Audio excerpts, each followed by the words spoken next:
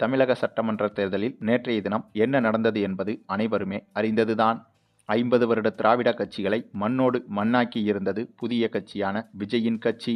ஆனாலும் பெரும்பான்மையை பிடிக்க முடியாததால் விஜயின் கட்சியால் ஆட்சி அமைக்க முடியுமா என்ற மிகப்பெரிய கேள்வி எழுந்திருக்கிறது. இப்போது விஜயின் கட்சியால் ஆட்சி அமைக்க முடியுமா, விஜயின் கட்சியால் பெரும்பான்மையை நிரூபிக்க முடியுமா என்பது குறித்த கேள்விகளுக்கு எளிதான பதில் என்பது விஜயின் கட்சியால் எளிதாகவே இந்த முறை ஆட்சியை அமைக்க முடியும் என்பதுதான். இதற்கு எதிராக பலரும் பல விமர்சனங்களை முன்வைத்தாலும் கூட இந்திய அரசியலமைப்பு சட்டத்தின்படி தமிழகத்தில் எந்த கட்சியும் பெரும்பான்மையாக இல்லாத பட்சத்தில் ஒரு கட்சி ஆட்சி அமைக்க 118 தொகுதிகள் என்பது தேவையே கிடையாது. 114 தொகுதிகளே போதுமானது. இதுதான் இந்திய அரசியலமைப்பு சட்டம் சொல்வது. ஆகவே அதன்படி இப்போதே விஜய்க்கு 108 தொகுதிகள் இருக்கிறது.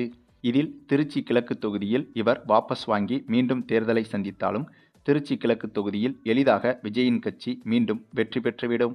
ஆகவே அதன் அடிப்படையில் இப்போதே 108 தொகுதிகள் விஜயின் கைகளில் இருக்கிறது.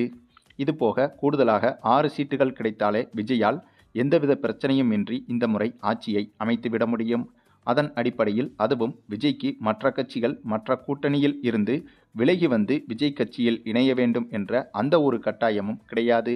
சட்டமன்றத்தில் பெரும்பான்மையை நிரூபிக்கும் அந்த நேரத்தில் விஜயின் கட்சிக்கு ஆதரவு அளித்தால் மட்டுமே போதுமானது. அந்த ஒரு ஆதரவு பெறும் சம்பவம் என்பது சட்டமன்றத்தில் வாக்கெடுப்பு முறையாகத்தான் நடைபெறும். ஆகவே அந்த வாக்கெடுப்பில் விஜய்க்கு ஆதரவாக யார் யார் வாக்களித்தார்கள் என்பது திமுக கூட்டணிக்கும் அதிமுக கூட்டணிக்குமே தெரியாது. திருமாவளவன், காங்கிரஸ், விசிக, பாமக உள்ளிட்ட எந்த கட்சிகளும் விஜய்க்கு அந்த நேரத்தில் வாக்களிக்கலாம். அதற்கு பரிசாக விஜயிடமிருந்து அவர்கள் நினைத்ததை அதிகாரப்பூர்வமற்ற முறையில் வாங்கியும் கொள்ளலாம். ஆகவே இப்படி ஒரு எளிதான முறை விஜய் ஆட்சி அமைக்க இயல்பாகவே இருக்கிறது. இந்த நிலையில்தான் அதை உறுதி செய்யும் விதமாக தற்போது திருமாவளவன் அவர்கள் விஜயை சந்தித்திருப்பதாகவும் தகவல்கள் வெளியாகி இருக்கிறது.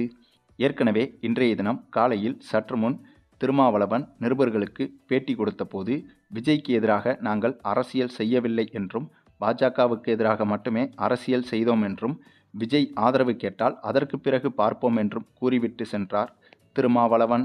அதாவது விஜய் ஆதரவு கேட்டால் கொடுக்க மாட்டோம் என்று கூறாமல் அதற்கு பிறகு பார்ப்போம் என்று இவர் கூறிய போதே தெரிகிறது விஜய்க்கு இவர் ஆதரவு கொடுக்க தயாராக இருக்கிறார் என்று. ஆகவே விஜய்க்கு ஆதரவு கொடுக்க விசிக, கம்யூனிஸ்ட், காங்கிரஸ் கட்சிகள் தயாராக இருக்கிறது என்பதற்கு இதுவும் ஒரு உதாரணம். இந்த நிலையில்தான் திருமாவளவன் விஜயை அதிகாரப்பூர்வமற்ற முறையில் சந்தித்திருப்பதாகவும் தகவல்கள் வெளியாகியிருக்கிறது. ஆகவே விஜய் இந்த முறை ஆட்சி அமைப்பதில் எந்த இடையூறுகளும் இருக்கப் போவதில்லை. அதுவும் திருமாவளவன் போன்ற ஒரு தலைவரே விஜய்க்கு ஆதரவாக முதல் ஆளாக வந்த பிறகு அடுத்தடுத்து காங்கிரஸ், அமமுக, கம்யூனிஸ்ட் கட்சிகள், தேமுதிக கட்சிகள் போன்றவைகளும் விஜயை நோக்கி வருவதற்கு வாய்ப்புகள் பிரகாசமாக மாறியிருக்கிறது. சரி, இது குறித்த உங்களுடைய கருத்துக்களையும் கமெண்டில் தெரிவிங்க.